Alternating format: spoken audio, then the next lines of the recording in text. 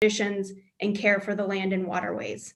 Today, Chicago continues to be a place that calls many people from diverse backgrounds to live and gather here.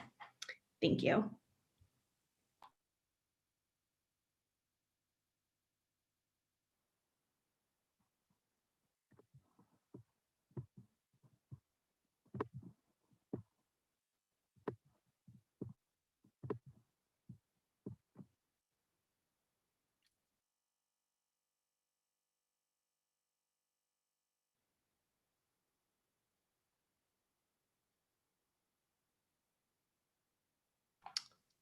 So while we kind of get started, we would love for you all to put in the chat what you feel is your definition of mutual aid.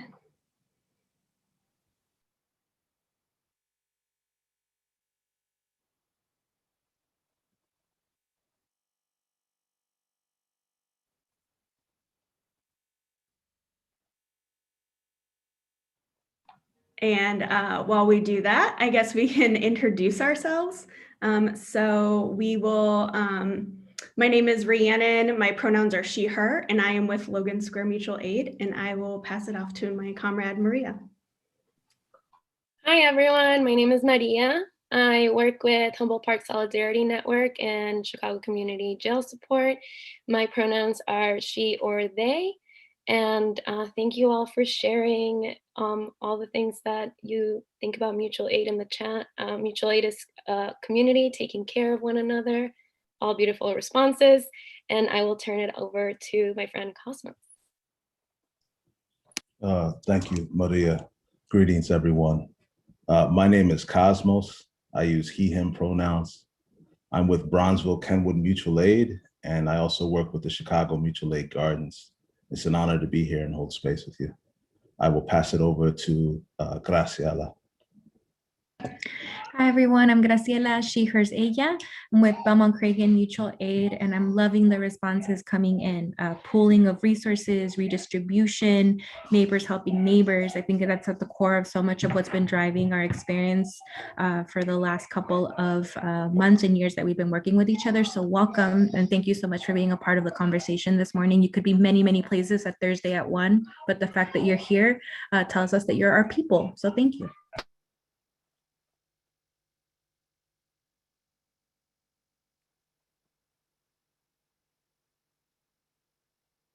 All right, and Cosmos, I'll turn it over to you to tell us a little bit about our the Chicagoland Food Sovereignty Coalition. Thank you, Rhiannon. So once again, this is Cosmos. I'll try to speak slowly for the ASL. So the Chicagoland Food Sovereignty Coalition was essentially born in the fall in response to a lot of the need we see in our communities. A few of us were gathering already that was prompted by some of the work Brave Space Alliance was doing. And then subsequent to that, CIFPAC was doing some surveys about the need to replace the USDA program. So a lot of us met through that survey and through other work. And there was an impetus to gather as a coalition, or at least as a group of mutual aid groups, and all come to the table. Some of the impetus was around funding, and a lot of it was also around the food rescue work that's being done by so many comrades around the city. It's an autonomous, it's a group of autonomous mutual aid groups that are working together to cultivate food sovereignty in our communities and to further replace, displace, disrupt the current local and national food systems, as well as reimagine them. Mutual aid, we'll get to it more, but a lot of mutual aid is based on hyper-local, autonomous, and decentralized action and mobilization. So there's a very healthy decentralized movement in that regard. But with the coalition, we find ourselves finding a healthy, maybe centralized structure to work together to support, collaborate, and coordinate our efforts around food sovereignty in our communities. I think that gives you a bit of a taste, and I will pass it back to Rhiannon. Thank you. Thank you, Cosmos. So now we're going to go into our first breakout room, and we would love in this breakout room for you all to introduce yourselves to one another, your pronouns if you feel comfortable sharing, and maybe an organization that you're with if you feel like sharing that. But the question that we'd love for you to discuss is to share a time you were a part of something bigger than yourself. And so we'll have about 15 minutes for this. I just need 30 seconds. I'm almost there. Of course. So as of right now, no one has requested any interpretation services. So in the interest of time, I'm going to break us out randomly. Interpreters, that also means you are going to end up somewhere random. So if you want to participate in the breakout room, you are more than welcome to. But just give me 1 sec. We are about to break out.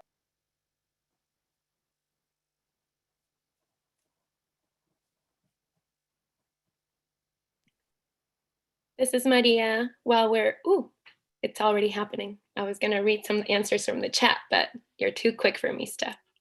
No, you go ahead. You might be able to get 1 or 2 in there. All right, solidarity, not charity. We take care of each other. We meet each other's needs. Mutual aid is dangerous. When community begins to work to meet each other's basic needs, they are one step closer to becoming self-sustaining and free from the coercive nature of capital and the state.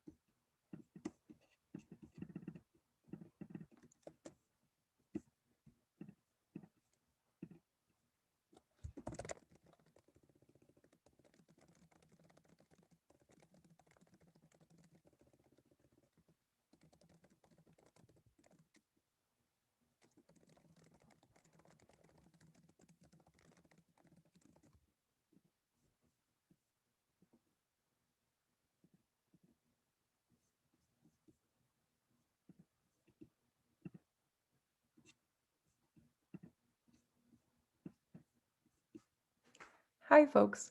We're in breakout rooms, and I'm working on assigning you. They're sharing names, pronouns, and a time that you were involved in something bigger than just yourself.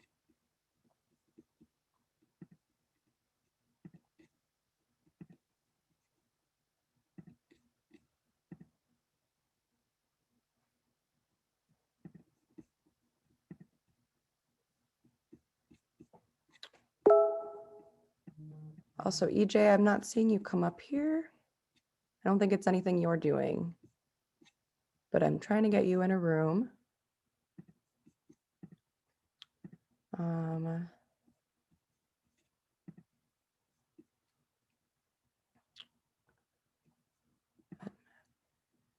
So instead of putting you in a room, here's Krista Brown, and I'll have the 2 of you guys talk in the main room if that's okay. Usually your name will pop up and it's super easy to assign you, but for some reason it just isn't popping up. Hey, Krista. So folks went into breakout rooms like 5 minutes ago, and instead of shuffling you guys into existing rooms, we're making the main room an impromptu breakout group. And so folks are introducing one another and sharing a time that they were involved in something bigger than themselves. And someone is asking for my help in a different room, so I'm going to join that room, but I'll leave you all here to connect.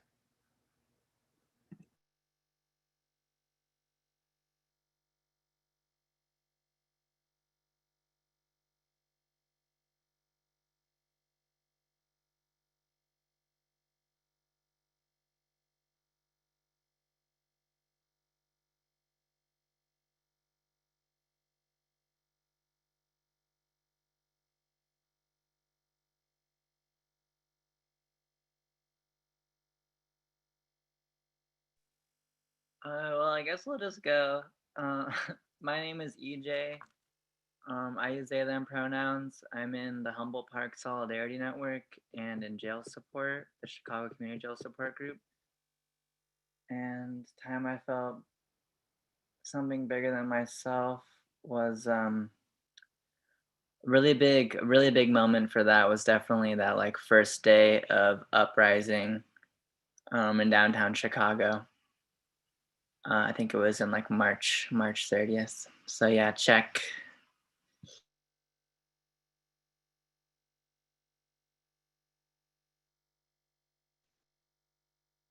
Hey y'all, can you hear me? Awesome, cool. So hi, my name is Akisha. I use she, her pronouns. I'm with Soul Southsiders Organizing for Liberation and Unity and with jail support as well. I think similar, like this past summer has been a moment where I felt like I was a part of something bigger than myself. I was in St. Louis doing most of the uprising, and it was interesting to see that community come together using like the past Foundation Set by Ferguson. It was a really interesting time.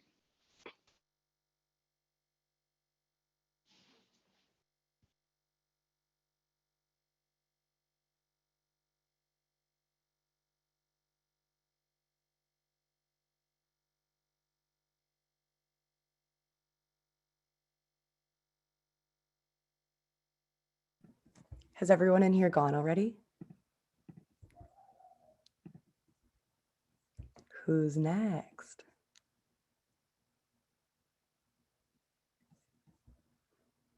For folks that are just joining, the question is, please share a time you were involved in something that was bigger than just yourself.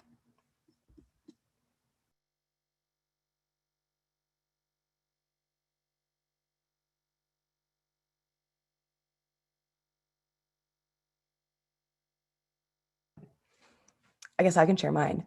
I really like this question. I've never really thought of an intro question like this before, but of course it's so well suited to the mutual aid group. But kind of similar to the person that went before me, I guess really my answer is inspired by the person that went before me. But when Trump was first elected to office, there was that really big protest downtown, and folks shut down Lakeshore Drive. And I grew up in Chicago, and I now that I'm older and I've been out of the state, I realized that Lakeshore Drive isn't really that big of an expressway. But at the time, to me, it really felt like a huge deal that so many people could be in the same place that we could shut down an entire highway. And so, yeah, that I think back on that day fondly, where I felt so desperate that this awful thing had happened, but then looking around and realizing that like my hometown was not standing for it and we were getting stuff done. But I'll pass to whoever would like to go next.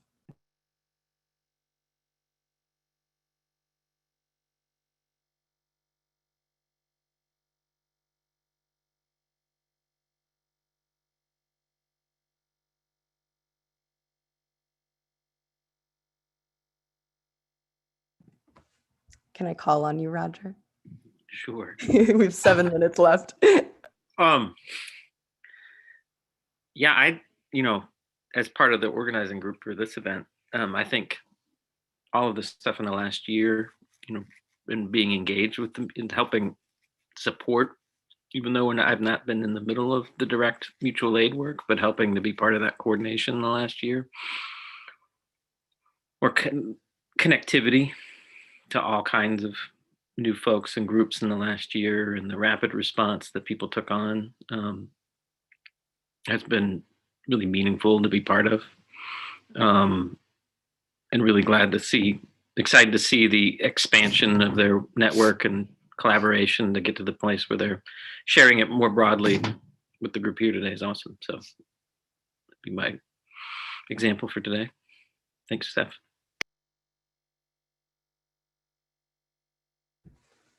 For folks that are just joining, most of the session is in breakout groups. And we left this main room open for an impromptu group for anybody that joined a little bit late. But we are introducing ourselves and sharing a time that we were a part of something that was bigger than just ourselves. So I'll let folks think about that for a minute. But if you would like, you are welcome to unmute yourself and share a story with everyone in this room.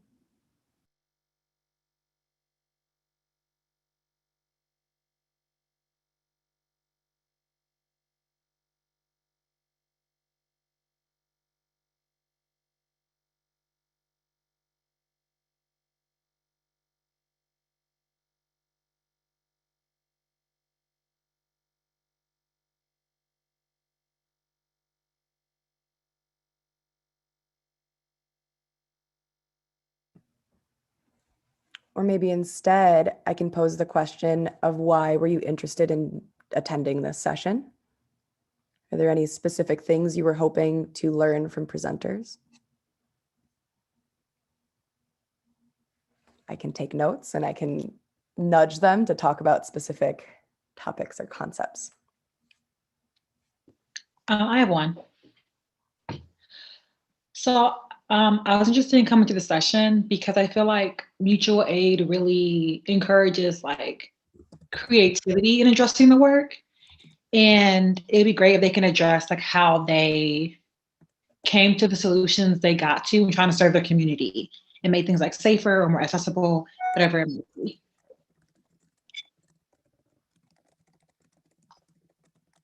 So just to make sure I understand specifically how their community decided on a specific solution that was devised for them. Yes, and like, how did they take the community's feedback and turn it into like a workable thing? Or what was that process like? Great question. I would guess they're going to go over that on their own, but if they don't, I will definitely prompt them. Thank you. Mm-hmm. Anybody else?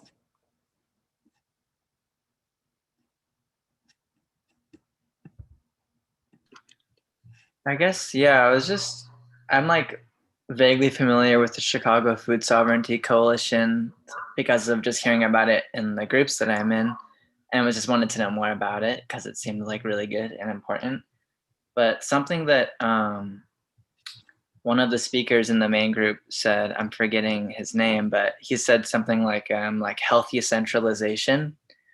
And I thought that was explaining why, one of the reasons why people felt like the coalition was needed. And I just thought that was a really interesting and cool phrase. And I would love to hear more about just like theories of, or like different ideas of how we can organize ourselves across and with difference, but like with like similar that's way too ambiguous, but anyway, I'm just gonna stop. I like that phrase. That was cool. I want to hear more about that. Cool. So please expand on the phrase healthy centralization. That's a cool one.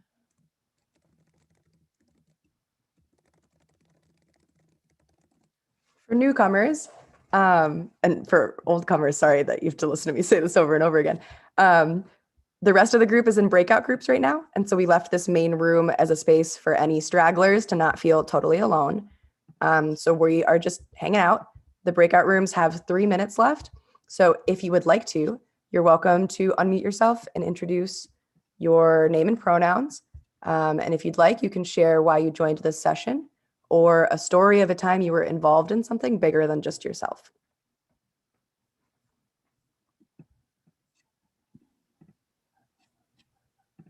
Is that Vanessa Casillas? Calling you out. I don't know if she's able to unmute or what she's doing, but.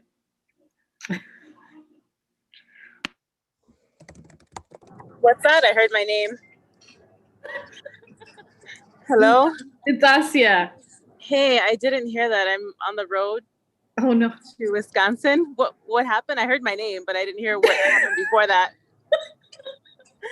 No, we're just Steph just posed a question that I just forgot right now in the time that I'm talking. I'm so sorry. It's been a long day. It's okay. It's okay. Yeah. The question is, why did you join this session? Or share a story of a time you were involved in something bigger than just yourself. Oh, okay. Yeah, sure. I could answer. So I joined the session because right before the pandemic hit, I relocated from Chicago to Minneapolis. And then as the pandemic hit, it became very apparent that we needed to find a way to care for our elders in Minneapolis and the Twin Cities. And, I ended up volunteering at the Gatherings Cafe as their baker and dessert person. And we began feeding elders, making sure that they had access to tasty indigenous foods that were made by indigenous folks. so that they felt cared for, because, you know, it just kind of hurt early on in the pandemic to see that our elders, that elders in other countries were kind of being put on the back burner. And we knew that as, you know, natives, that always happens to us anyways. So we were just kind of worried that would happen to our elders, and we didn't want them to feel forgotten or just, you know, ignored or left out of planning. So that they became our focus, and we are actually going to be continuing feeding the elders for another 2 years with these free meals to them that get delivered to them. Wow, that's incredible.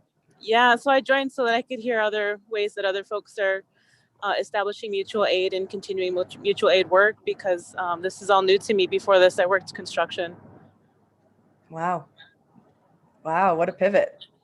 Yeah, big pivot. So we're also an employment training program. So I'm the internship coordinator at the cafe. And I just want to see how all that can overlap, you know, to really make it kind of like a full system, something that is truly integral and reaches all aspects of kind of like community participation and inclusion. So that's why I'm here. I want to learn from others. Sounds good.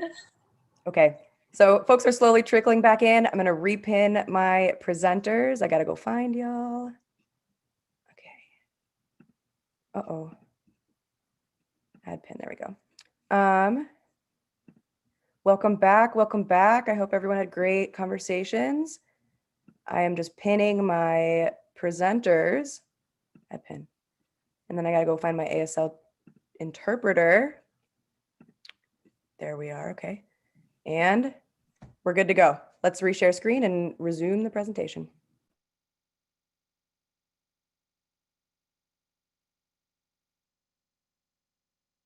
So are we all back now? All right. Thanks, everyone. We'd love if a few people would like to share out something that they learned in their meetings. Now is the time for that. So I guess, Steph, I guess we didn't discuss this. What's the best way for us to do this? Should we do stack? Yeah, if folks want to put stack in the chat.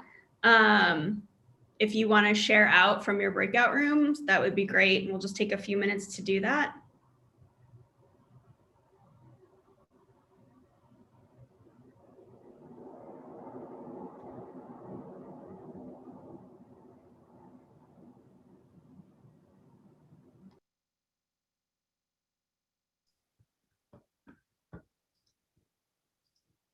Stephanie.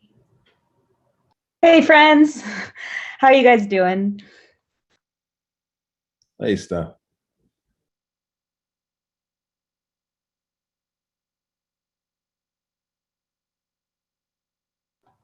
Oh, we can't hear you, Stephanie.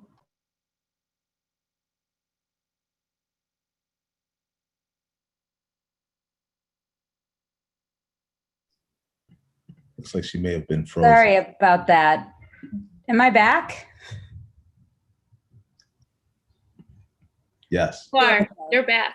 Okay, I jumped from Huva to Zoom, but I, on Huva, met two great people. And what was interesting is that I think we all listened to each other's responses as they reminded us what being bigger, a part of something bigger really is. And it could be being part of the food system, working on a farm, it could be working in a restaurant and being a little piece of a bigger thing, or being at a music festival and feeling that sense of community. So it is us giving ourselves and being part of something broader and working together, but also just the way we envisioned it seemed to grow with each person's response. So it was pretty powerful. Thank you, Stephanie. And Steph from SIFPAC, you just reminded us, gentle reminder to all, please state your name before speaking for the ASL interpreters. So that's much appreciated. Also, if I may, I would say that one of the beauty beautiful things of having that breakout room is that relationships are the foundation of mutual aid and engagement. So I think it's very apropos that we were able to commune with one another in breakout rooms and have a discussion before we do a further presentation. Would anyone else like to share out before we move on to the history of mutual aid?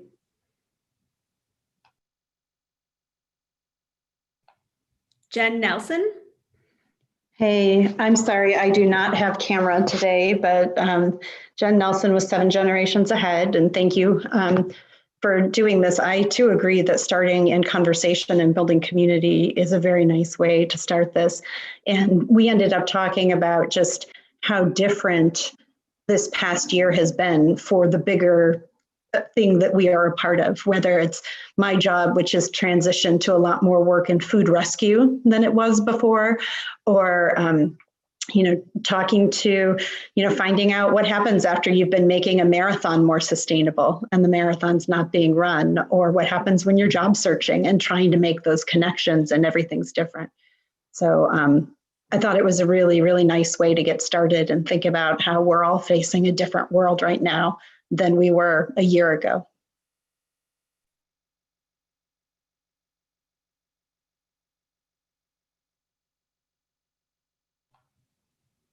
Thank you, Jen. Anyone else? If not, we will move on. All right. Well, Maria, I will turn it over to you and share my screen. Hey, this is Maria speaking. I'm a white presenting Latina with shoulder length hair, and I'm wearing a black shirt that says bail is ransom. Okay, so I'm going to be talking a little bit about mutual aid, what it is, and its history. So as many of you know, Maria, I'm so sorry to interrupt. It looks like Rhiannon is having an issue with the screen sharing.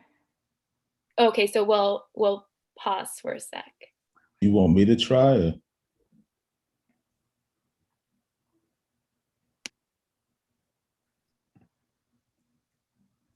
Everyone here is a co-host, so anyone can do it, but I can also do it. Just tag me in if you want. Okay, we're good.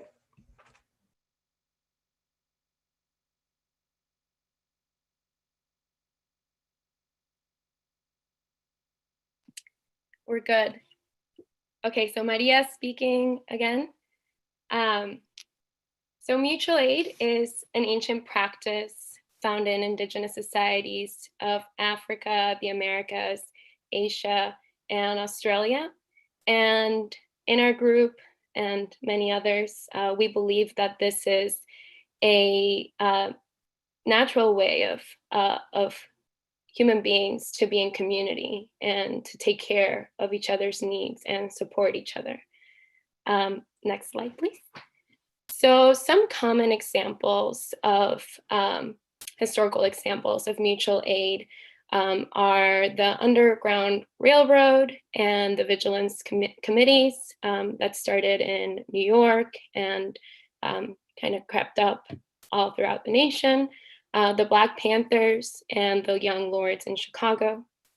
So some of the characteristics that jump out from these groups that really make them exemplary of mutual aid is that not only were people meeting each other's basic needs, they were also creating sites of solidarity where there was political education, there was education about each other's struggles, where there was an opportunity to realize and reaffirm that the oppression and harm being faced by these individuals and their community was not their own failing, but rather a systemic issue, a systemic problem of oppression. Another thing that is really exemplary of mutual aid, for example, in the Underground Railroad, the self-emancipated people became themselves activists, right?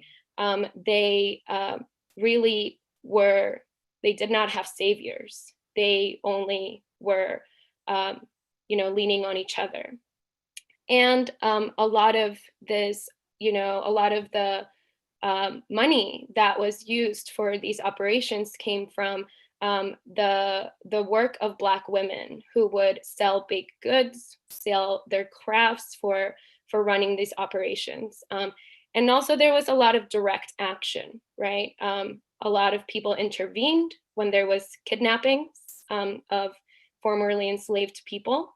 And yeah, so I mean, I can go on and on about it, and there's a lot of it that I don't even know about that I will keep educating myself on, but that's a little bit of what I have for you today.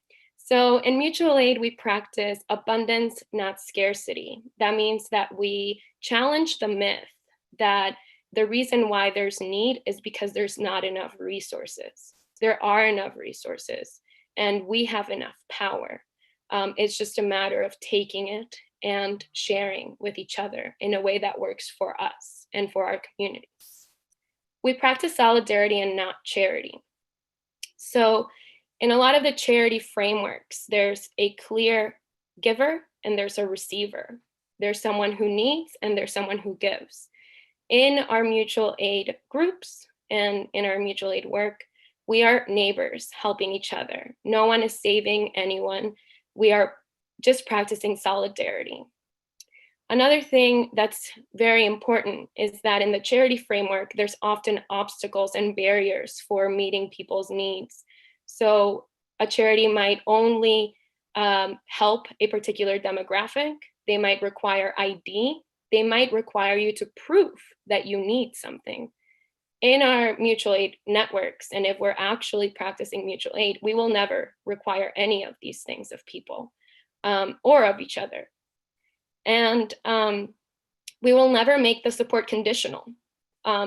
Unlike a lot of charities that make the support conditional on being sober, listening to some sermon, or not having more kids, right? That's not what we're all about. Mutual aid has the idea that there's support without conditions. Next slide, please. So we just wanted to talk a little bit about some of the principles that our respective groups and our coalition in particular adhere to. And these are principles that obviously are very much in line with mutual aid. So obviously the main thing is mutual aid. We believe in voluntary cooperation to support and defend each other. We believe in abolition. We actively advocate for and practice the abolition of the prison industrial complex and any other forms of policing that harm marginalized communities and really harm us all. And we are staunchly against the criminalization of migration and other ways of being that are often criminalized in our society. We believe in horizontality, which means that we are against hierarchies, but not only ideologically, we every day practice not setting up and also destroying hierarchies. This proves to be very difficult because we are very much trained and habituated to, as my friend Cosmos always teaches me, we're trained to recreate these hierarchies that we see in society. And so we have to consciously fight those inclinations so that we can all act as neighbors, no one being higher or lower than anyone else. We believe in autonomy, which means that we will not receive help from groups that comes with strings attached. We will not compromise our neighbors in our own power to determine our actions and determine our values by just because someone that is more powerful is giving us some kind of help. We believe in direct action. We believe that it is not necessary, nor should we wait for politicians or people with economic power to advocate for us or to act or to get us what we need. We believe in acting together right now to get what we need and what our neighbors need. And we also believe in diversity of tactics. This is particularly important for our coalition because we are different groups that are coming from very different backgrounds, very different histories, and very different demographics. As groups that are working in Chicago, we have to be very aware of the segregation and the different ways in which it could very much feel like we're in different cities whenever we're in different parts of the city. So we believe that each group has their own tactics that they need to use and that they want to use to bring about what they want and to have their needs met. So to each group, their own tactics, and we respect each group's autonomy, and we stand with each other in solidarity. Okay, so now I'm going to hand it over, I believe, to Graciela to talk a little bit about rapid response and mobilization. Thanks, Maria. So as mentioned, right, I'm really glad that actually we started out with the foundations and the history of the mutual aid and the richness of the work, mostly because for a lot of folks, generally, they've grown to understand and relearn mutual aid work because of the pandemic and because of COVID. And I think we really wanted to wanted folks to walk away with an impression, one, of just the historical knowledge and cultivation of the mutual aid practice in our communities, but in ways, I also do a little bit of myth busting through like that frame and what is it meant to do that work in the present. So talking a little bit about what rapid response has meant for us as a mutual aid community, folks may understand, right, we're talking in a summit that's exclusively talking about food, but a lot of our mutual aids have been tasked with a couple of different pieces based on what our community needs are, including things like moving medical equipment and durable PPE to historically hit underserved communities that, despite the pandemic occurring around them, didn't have access to the medical masks and other things that they needed to go about their lives safely, right? So a fair amount of redistribution has been going out throughout this entire pandemic. Families didn't stop having other auxiliary needs. So things like diapers, toilet paper, other toiletries that we're constantly sourcing and finding for our families, also in the practice of getting in bulk. And yes, I will slow down because I'm nervous. Thank you for the reminder. So we've been doing a fair amount of resource shifting throughout the city. And so while we are about to exclusively going to talk about food for the next duration of the hour, just really wanted to call out that the mutual aids have been doing a lot of work around redistributing core resources that our communities need to be able to thrive. Because what does it mean for us to be able to feed a family if we're also not supporting them with some of the other auxiliary needs that they have? So in that vein, we wanted to call out some of the resources and materials, things that the mutual aids have been employing and using kind of like in the rapid response mobilization. And in that vein, we're really talking about people power. We're talking about people power to be able to do things like wellness checks, to check on our neighbors, to make sure that the goods that we are helping transfer to them are the right ones. We're talking about folks, people, again, that are giving up their time, their energy, their cars, their gas to be able to transport directly to neighbors. For folks that majority do not have a car, do not have a safe way of being able to access goods otherwise without a delivery mechanism from a neighbor.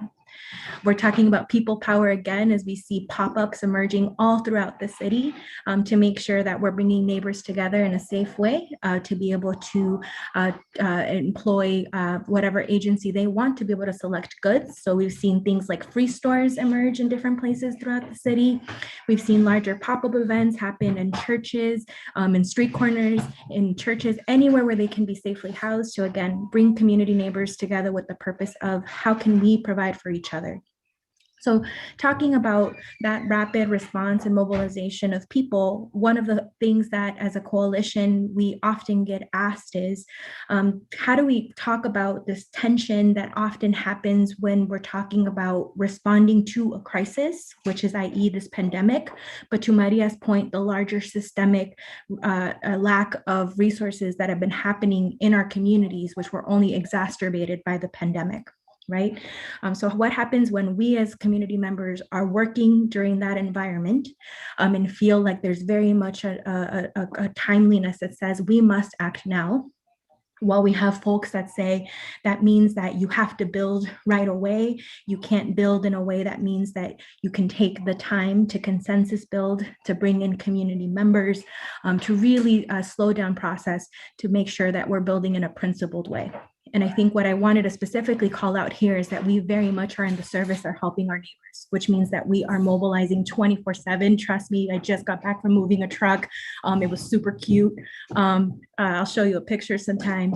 But what that tells us is in the practice of rapid response, we still have to take moments with each other to bridge with mutual aids, with community members, with each other to say, are we building in a way that's in alignment with the mutual aid values, which oftentimes, again, comes back to us really centering humanity, the humanity of each other as a coalition that's doing this work, the humanity of each community member that we are honored to be able to act in solidarity with, the humanity of each one of us as part of a larger microcosm that is moving so many things throughout the city, to again, make sure that we are acting in full accord with values as opposed to expediency, which might say, move whatever you have to at the cost of anyone without thinking about what unintended consequences that might mean for our community. So I think what we really wanted to highlight in this section is that there are Herculean acts happening every single day, both small and great, to make the city stronger and better through mutual aid work. But we're very, very committed to making sure that we never sacrifice humanity at the expense of just moving resources around to help our people. And with that, I'm going to kick it over to my great colleague, Cosmos, to talk more in depth about food sovereignty and start shifting our conversation into food. Thank you, Graciela. That was amazing. And I want to really uplift and amplify Graciela, Rhiannon, and Maria. They work tirelessly at so many things to support our communities. And so if you have an opportunity to catch up with them, take that opportunity and do so. I would also like to piggyback too that one thing we talk about is the bread and the roses. So if bread is the metaphor for like hard work, maybe even austerity, then the roses are culture, self-care, love, art, community. And balancing those things in a holistic manner is really crucial. And I think mutual aid really speaks to that in ways that are just natural for all of us and very important to emphasize. I also would say for me with mutual aid, it's something you have to be very intentional about because of our conditioning. And so in some ways you have to practice it like an instrument or learning a new language, because in each scenario, or just like anything, your mind will lapse and revert to old habits, which in this case are conditioned by a society that's very brutal and cruel. To make the shift into food sovereignty, I think food sovereignty is a word that gets used a lot, or two words obviously that get used a lot. And I think a lot of people talk about it as food security. So let's start there maybe. Food insecurity means that you're skipping meals in some manner. So in Chicago, it's estimated that 1 in 3 Chicagoans are food insecure. They are skipping meals. That's not acceptable, right? So we're definitely working to change that dynamic. So food security speaks to the fact of doing our best to make sure that all of our neighbors and ourselves have food to eat, and so we don't need to skip meals. Food sovereignty, by comparison, speaks to a further evolution or a further imagining control, if you will. Right now with food security, we're still participating in the system that holds the strings. The food system is based on an over-industrialized system, right? It's based on profit. It's based on food apartheid. It's based on waste, right? So when these things come into play, it's the big corporations, the big agricultural corporations, the distributors, the grocery chains, they all are holding out their hand and saying, I want some of that profit. And to get that profit, I have to overproduce so that I can waste a bunch of food, because inevitably it's going to waste. So to make my profit points, I have to really overproduce it, ship it miles away, ship it when it's unripe, and all of those good things, right? So in that sense, food security is trying to navigate through that brutal system, that system that is necessitated and predicated upon harm. Food sovereignty, on the other hand, is the notion that we can reimagine these food systems. We can make them more local. We can actually have the community's voice heard, right? To democratize it, to make it more human, and less about these actuaries crunching numbers in some room saying, this is the price point where we can make profit. But in these areas, that price point is still too high. So thus the notion of food apartheid. Some people call it food deserts. I don't think food desert speaks to the systemic intentionality. These things were built this way. They were deliberately done this way. So it is literally food apartheid. And when we look at Chicago, for instance, we like to talk about it a lot. When you look at the legacy from the Great Migration, from the sharecroppers in Mississippi and Alabama, Louisiana, et cetera, coming up that Mississippi to Chicago, St. Louis, and Kansas City, they had a lot of knowledge. They had a lot of agency and legacy. Those things, because of food apartheid, were stripped of people. People were stripped of access. That's what we're talking about with some of these stores and just the access to quality foods. But they were also stripped of their agency and their legacy of knowledge. So those things are harms that have been done to generations and are, quite frankly, unacceptable. So when we talk about food security and food sovereignty, it gets to be a larger picture that's interwoven with a lot of layers of history and systemic racism and just all types of other oppression. I don't know if there's a next slide for this one or not, Rhiannon. Oh, okay. Yeah, there is. Okay. Well, I'm going to pass it back to Graciela. Thank you. And to more specifically dig into food rescue and redistribution. So what we're really talking about here for mutual aids are a couple of different pieces. One, when we're talking about food rescue, we're predominantly speaking about working with supply chain or any larger outlet where food might traditionally go to waste. And so Cosmos mentioned, right, this tension between the mutual aids that very much are imagining and thinking about a new system where we can interrupt and disrupt the present system that commodifies food and strips it away from our local communities, while at the same time acknowledging that in this present moment, I actually just had like a community member call me and say, I was just driving past this store and they are throwing away all of these oranges. What can we do about it? Right? That is very much happening in this moment for often very small criteria, such as just some minor spotting on vegetables, expiration dates that are happening this week and that the store feels like can't mobilize to people in the present, and so instead she seeks to not sell them or not do anything with them and would traditionally throw them away, were it not for some of the community bridging that we do with these vendors, and then ask them if we can come in to rescue these items to then redistribute them in our communities. And so we wanted to highlight this is one of the predominant principles that we've been using over the last couple of months to help us supplement local food production here for the mutual aid families that we are honored to be able to give food to. One of the pieces of feedback that we were getting predominantly when we were using the USDA boxes that were coming to us from the federal government is we are missing our veggie and our fruit.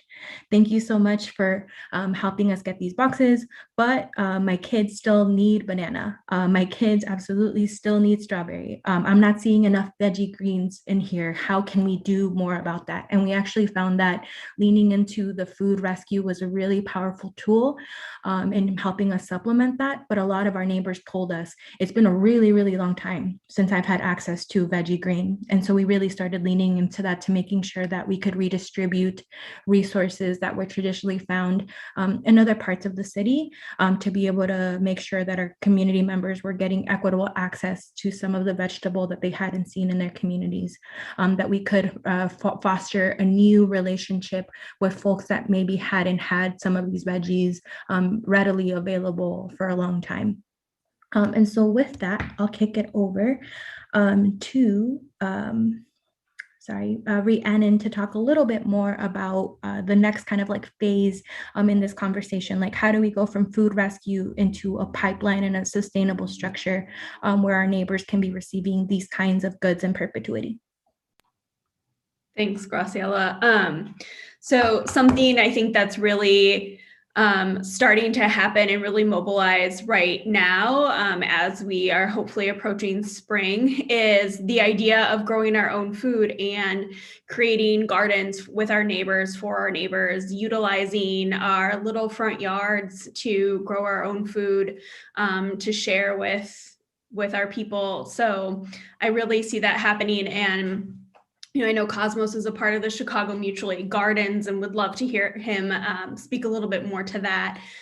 We have a group of folks who we share a warehouse with, and they have started their own group called Semilla Somos. And I know that there are a ton of others that I am not mentioning because I'm not totally plugged in. So I apologize. Feel free to share what you're doing in the chat because I know y'all are out there. But I just think it's really exciting. I think maybe last year it wasn't happening as much because we were just kind of in that, crisis mode and just rapid response mode. But now that we've had time to like see what our neighbors need, what they want, what is not being provided through these capitalistic systems, what do you want? Let's grow it. Let's make it happen. And to Graciela's point about the food rescue, we're really trying to support local growers, whether that's getting their leftover produce or partnering with them to purchase produce from them to supplement those USDA boxes or share within our pop-up free stores, whatever that looks like, and partnering also with local composting companies. So one of the places that we, I know a number of us receive rescued produce from any of the produce that isn't quite, starting to rot and we don't want to give it to our families, we bring our compost back to them. So we're really reducing that food waste. And I think I just want to highlight, and within the mutual aid gardens, folks are really mapping out community gardens and, as I mentioned, finding empty lots to grow. And I know Cosmos is also edible forests is a big thing that I know that you talk about a lot. So I think that would love to hear about that as soon as I'm done talking. But also just want to highlight some of those local producers that we are working with. So Urban Canopy, Bronzeville Neighborhood Farms, Black Oaks Project, and the Urban Growers Collective. And Cosmos, I would love to just hear you also share a little bit about your work with the Chicago Mutual Aid Gardens and this idea of edible forests. Yeah, thank you so much, Rhiannon. This is Cosmos once again. So the Chicago Mutual Aid Gardens, I think, was kind of born around June of last year and then got some traction. I think it was started by some folks at Humboldt Park. And the initiative is essentially to create raised beds. I think we've been using pine wood, and we do, I think, 6x3 or 3x6, kind of rectangular spaces, about 18 inches high. And then we try to do a 50-50 mix of compost and topsoil. And we've been trying to do that on the parkways in Chicago.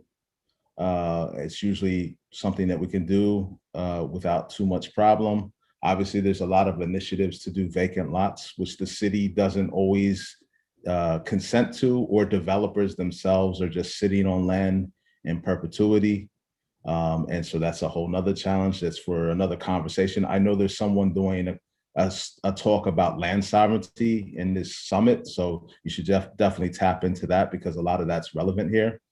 But yeah, the other thing is just thinking about going from edible plants, which is like a common way to start, especially if you're in a neighborhood that doesn't have access to land, and you want to start a small raised bed. Probably makes sense to start with edible fruits and vegetables, because they'll be more easily identifiable and people will be readily aware of them.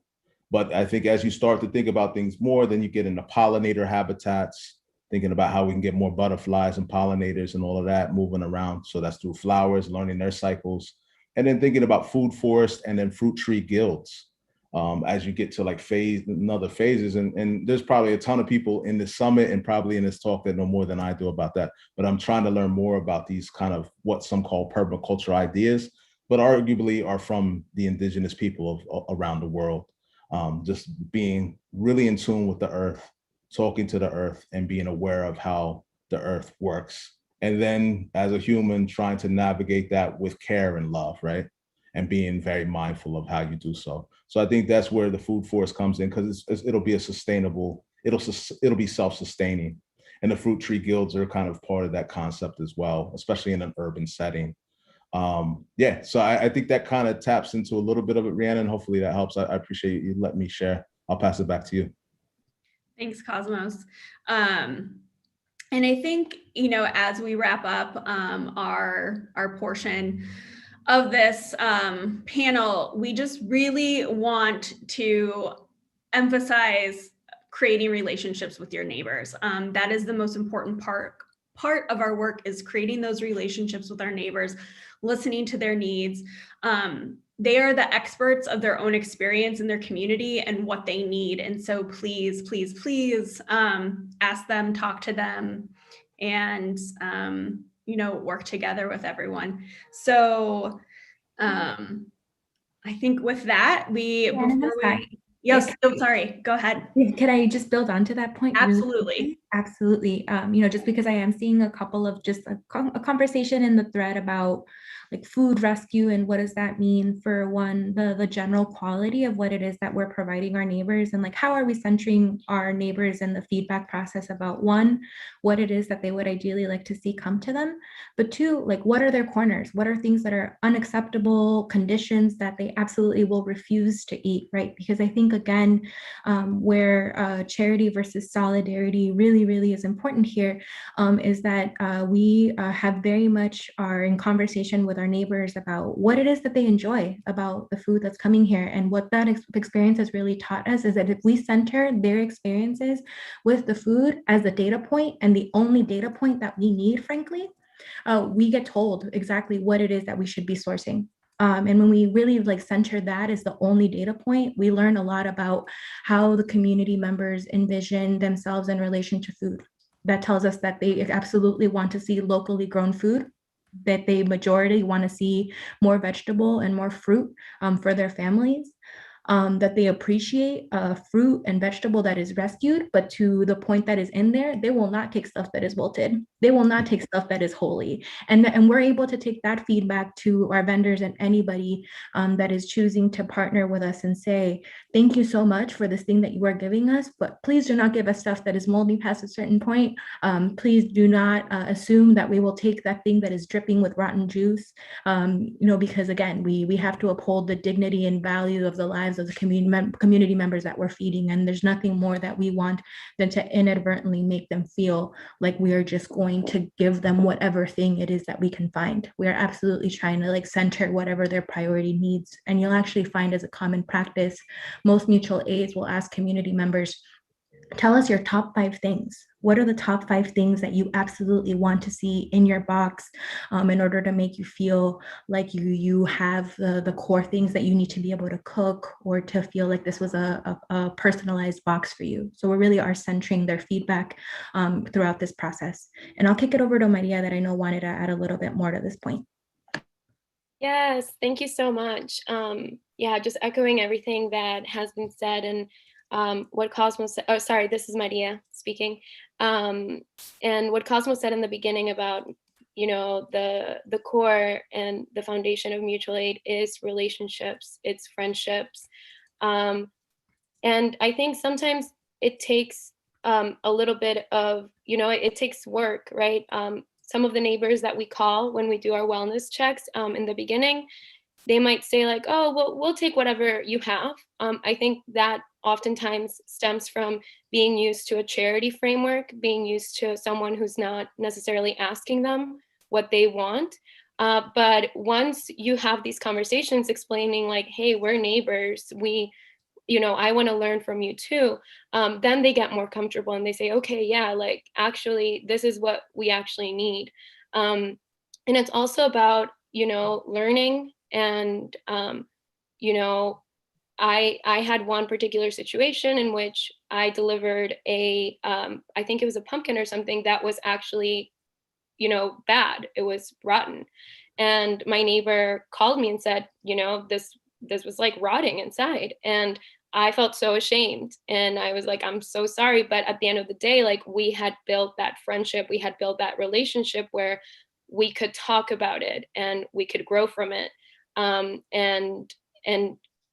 continue, and that she felt comfortable telling me about that, right? So again, like one of the things that I appreciate the most about Humboldt Park Solidarity Network and these other mutual aid groups is that we are in constant contact with our neighbors, and we're looking for people who speak Spanish, people who are, going to be sensitive to the culture, and we are constantly taking instructions from them as our leaders, because they're the experts on their experience and they're the experts on what their community needs. And they teach us. And in that way, like the help really is mutual, right? The support really is mutual. So just wanted to add that. Thank you, Maria. Cosmos, did you want to add anything before we wrap it up and open it up for questions? The only thing I would add is just that, I think one thing that mutual aid fosters is the knowledge that all of us are capable of contributing. That when we engage with one another, we're able to learn more about each other. Like we literally are treasure troves of information and experiences. And usually with all of the filters and masks that we have to put on to navigate the world around us, we often don't get a glimpse of what someone is able to share, right? It just isn't immediately apparent sometimes. So what I find is when I talk to neighbors, it might take 10 conversations before they reveal that they've traveled around the world. Maybe they speak 4 languages and all these things that I didn't have a clue about. And so I think, you have to be willing to be there and present to listen to one another, because as things organically flow, more is going to be revealed. You can't just go to someone and say, hey, what are your gifts? They might be like, I'm not really sure, or they take for granted all of the gifts they have. So the more you talk about it and the context changes, these different scenarios then reveal different gifts each of us have. The more we are able to identify each other's gifts and amplify them, we will definitely provide for all of the needs we have. Thank you. Thank you. So our call to action is join us, find out about mutual aid efforts near you and get involved. If someone can put that link, we'll work on getting that link in the chat. That is a list of Chicago area mutual aid networks. If you are outside of Chicago, there's a website, it's mutualaidhub.com or org, I'm not sure. It is not exhaustive, but it I think is a good place to start, or you can just like Google your neighborhood and mutual aid. So that's one way to help us out or to get involved. Another way is share your money. We're doing a lot of food rescue and finding other creative ways, and we do want to work with outside of a capitalist system. We still live in a capitalistic society. And so share your resources with your neighbors. Here are links to Belmont Cragen Mutual Aid, Logan Square Mutual Aid, Bronzeville Kenwood Mutual Aid, and Humboldt Park Solidarity Network. Additionally, we have a fundraiser going for the Chicagoland Food Sovereignty Coalition that we share with mutual aid networks throughout the city and the Chicagoland area. So feel free to share your money with any number of those groups, any of the ones listed here, or your neighborhood group as well. And creative relationships of mutual care and support. Again, just get to know your neighbors, create relationships with them, and help one another meet your needs. Sorry, I don't know if anyone else wants to add anything. Otherwise, we can open it up to questions. This is Maria speaking. I just wanted to share a little bit about the, so we have our separate mutual aids and then the coalition, and that fund, one of the main ideas that the people who kind of started it had is that, we see that there's the places where there's more divestment from the communities, there's also less, maybe infrastructure, and maybe like there's neighborhoods that have more volunteers, maybe vans, cars, right? And there's neighborhoods where they might not have those things, right? So what we wanted to do was basically have a pool of money where we can meet each group's most immediate needs. And we're all working through doing this through a consensual process where we all kind of share needs and help each other meet those needs. And that's why there's like a separate fund for the coalition. And if you want to know more about how we're doing that and how we're distributing those funds or the reasoning behind that, you can always reach out to us. And if I can, Maria, I also think the coalition fund is a really important tool, kind of like in mutual aids. And I'm going to steal a kind of like an educative term, like the transformational imagination that is necessary for us to build something that is different than the present. Like some of the things that we talk about is like, what would happen if we could build hubs throughout the city where we could center resources so that they were ready to go for our community members? What could happen if we weren't worried about refrigeration as a very real thing now that it gets cold, that we snap from cold to warm again? What would it mean if we could directly fund and build these kind of like sustainable food communities throughout our city that haven't had access to them, right? So we really are thinking bigger and broader about like how it is that we can disrupt present food production while building something different. And so I just wanted to call that out as like for a lot of us, this coalition fund is a really powerful tool in keeping to power that imagination that we have going on about how it is that we're doing something different in this present, but we very, very radically want to imagine something different for ourselves and our communities in the future. So just wanted to call that out as well. Thank you. So questions? Rhiannon, if you could stop screen sharing. I've been keeping track of all the questions, and I will read them out to you. Give me one sec. Okay. So this is Steph speaking. I am a CIFPAC staffer.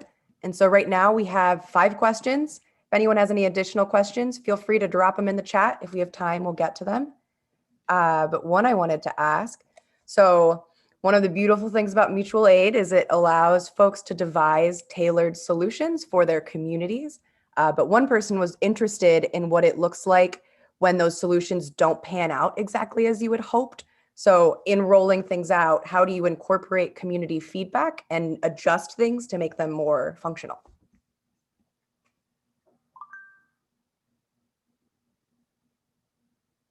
Anybody go first? I mean, I could take a swing at it. I think because we are neighbors working with neighbors, it's a different dynamic than maybe if it's a nonprofit or some outside entity. We're actually in community working with neighbors, talking to them, hopefully very often. So I think if something doesn't work out, then we take responsibility. And I think as Graciela and Maria mentioned earlier, you talk about, okay, this fruit wasn't good. I own that. Let me adjust and be very transparent and honest about it. We're just humans. So I think it's just a matter of being open and honest about it, as opposed to trying to deflect and say, oh, someone else's fault. It's like, no, we're in community. Like, yeah, we can do better.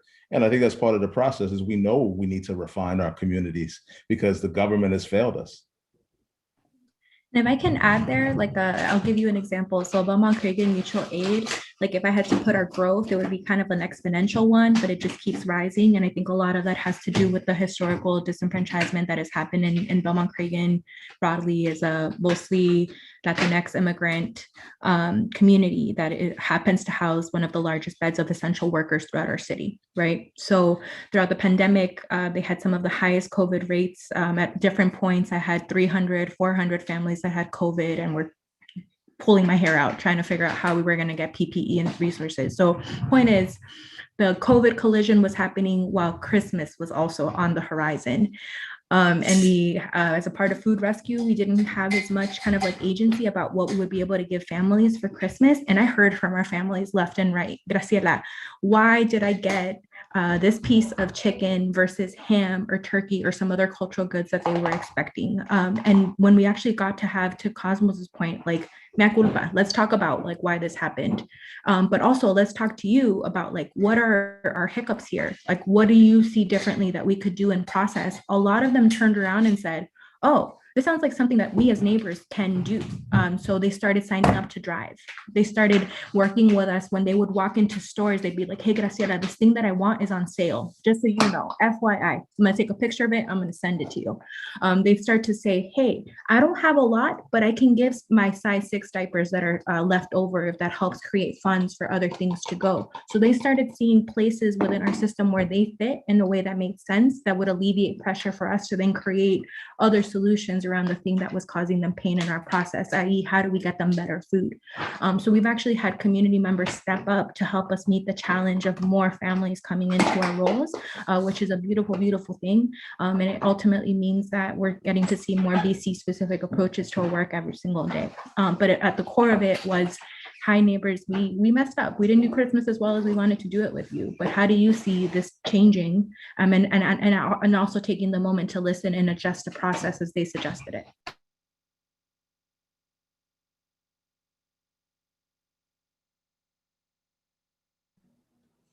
Other folks want to offer an answer before we move on to the next question? Excellent. Thank you both for those insights. So the next question, I believe this is a term that Cosmos said, but I'd love to hear everybody's thoughts on this. One person in one of the breakout rooms remembered a mutual aid person using the term healthy centralization and thought that was a really interesting idea and was hoping that our panelists could expand on what that means.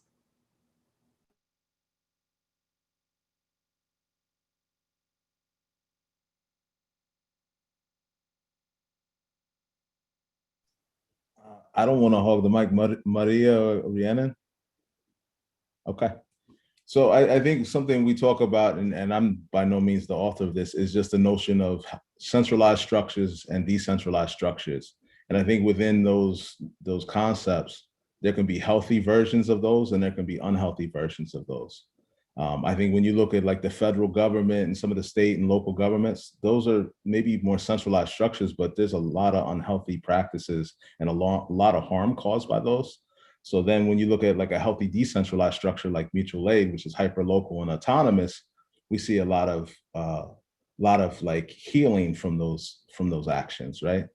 And then I think there can be healthy centralized structures. In this case, like the coalition is working to create maybe a centralized structure of support and coordination along the lines of these healthy decentralized structures, if that makes any sense. So there's a little bit of a paradox there, but I think a beautiful one. Yeah, and I think that this also speaks to what Cosmos was saying about, sorry, this is Mejia speaking, I always forget. about being really conscious and intentional, because the structures are set up in ways that leave people out, right? So one thing that we've come across in the coalition is, just because a group is not at the table, it doesn't mean that they don't want to be at the table, right? It doesn't mean that they don't, their perspective is not needed, right? And so when we have these centralized structures, sometimes people are put into the margins, right? They're forced into the margins. So healthy centralization, I think, includes constant assessment of what is, who is being pushed to the margin, and active efforts to bring them in, right? So not just putting out an email to a bunch of mutual aids, but also asking, hey, do you have maybe you don't have someone that can attend that meeting. Can one of us represent you at the meeting? Could we represent your voice? And so that's, I think, one thing that I've really admired that the coalition has been intentional about doing.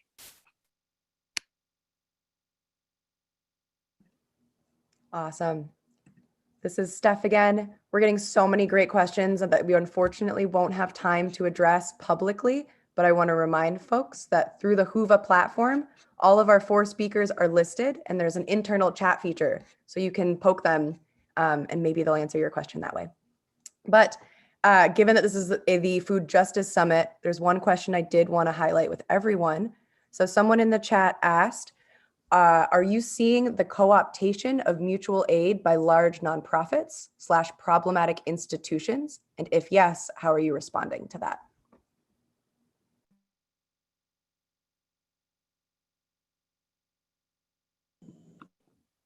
Sure, I can go and get started. One, appreciate the question. Thank you, because I think I was waiting for this moment to happen, and here we are.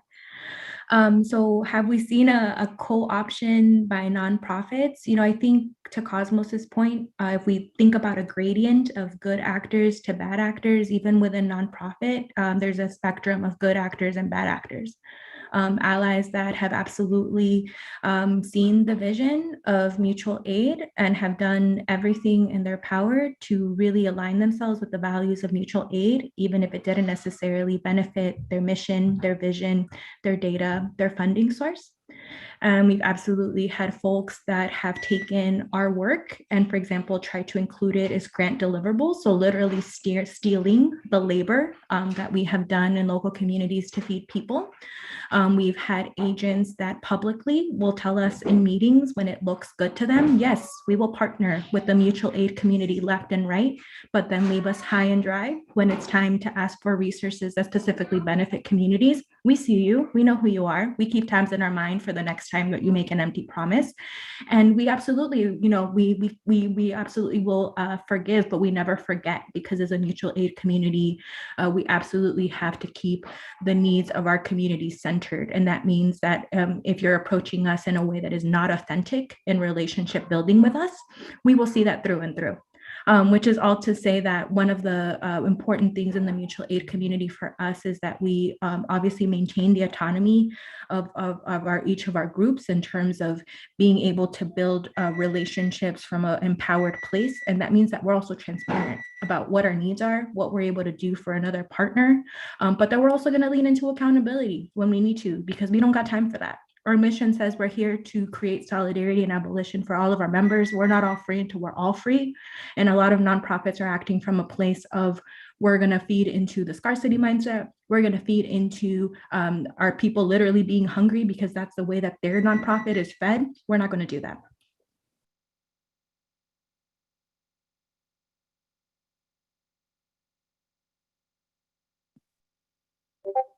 100% everything that Graciela just, dropped the mic.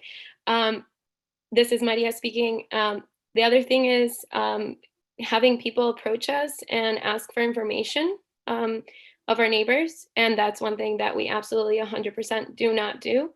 It's happened with some of our groups. It's happened with Chicago Community Jail Support. People saying we can meet the needs that you're meeting. Just give us information. And yeah, that's a big no.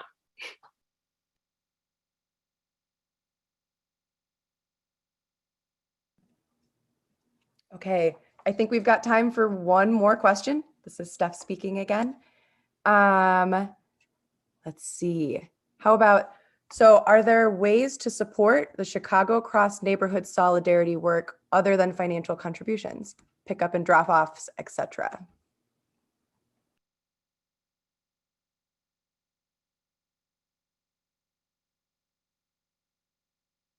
This is Maria speaking, and absolutely 100% yes. I'm gonna put my email in the chat, and I actually am not in Chicago. I've been in California for a few months with family, and we have chats where we communicate where there's food that could be rescued. If you have a car, you can rescue it for us. You can also sign up to use some vans from partnering organizations that they lent us, and you can generally just help communicate needs, right?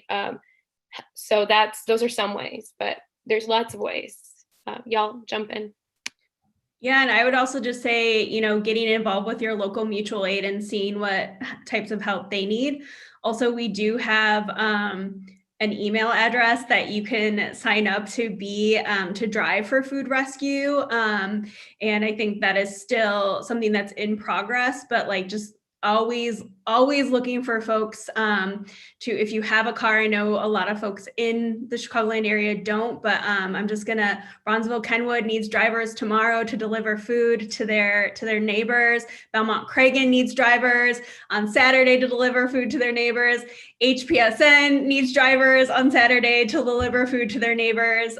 We do a giant food distribution on Saturdays at Pulaski and Diversey, yes. And we deliver to about 10 different neighborhoods. And so we're always looking for drivers. That's a part of Belmont Cragen and HPSN. But also, help with putting those boxes into the cars. So I would say, yeah, like Maria just put her private email out there, email your local mutual aid group. And I will put the email for the Chicago Food Rescue in there as soon as I remember what it is.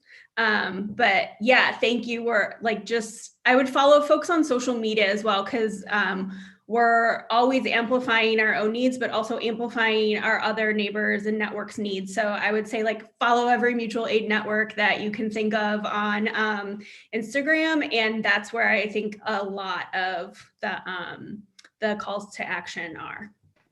And Thank you for that question.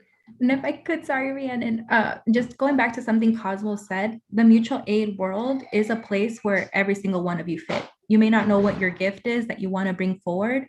I think we're listing some of the ones that are very much in the delivery chain that we have. But Maria mentioned translation, folks that are willing and able to help out with things like social media graphics. Are you a digital guru and can work the crap out of an Airtable? I need to talk to you. Do you want to know how to build a website? Same deal. Do you have connections that might be able to foster us a new relationship locally to a store or a community-based agency, anything like that? There is no gift that is left unturned in the mutual aid world. So if you ever were curious about fostering gifts, I think connecting to your mutual aid, hearing out what their needs are and finding where you plug in is a beautiful start. So just to say that you have a home and your gifts have a home, and we see you and we hope you'll connect. I'm not a panelist, but if I could make one suggestion too for ways that folks could support these efforts, is sharing everything that you learned here today with everyone you know.